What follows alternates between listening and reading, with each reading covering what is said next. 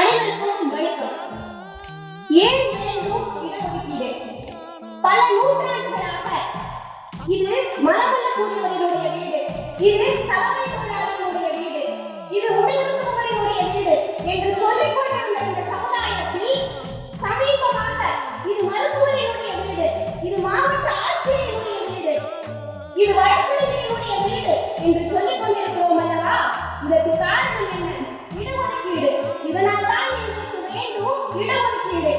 மாநகராட்சியில் தூய்மை பணியாளராக இருந்த ஒருவரினுடைய மகள் இன்றைக்கு மாநகராட்சியினுடைய ஆணையராக இருக்கிறார் என்று சொன்னால் அதற்கு காரணம் இடஒதுக்கீடு. அதனால் எங்களுக்கு வேண்டும் இடஒதுக்கீடு. பல சமூகங்களாக பெண் என்பவள் ஒடுக்கப்படக்கூடியவள், வீட்டுக்குள்ளே பூட்டி வைக்கப்பட வேண்டியவள் என்று சொன்ன சமூகத்தில் இன்றைக்கு பெண்கள் என்பவர்கள் அனைத்து ஜாதியினரும் அர்ச்சகராகலாம் என்ற சட்டத்திற்கு கீழாக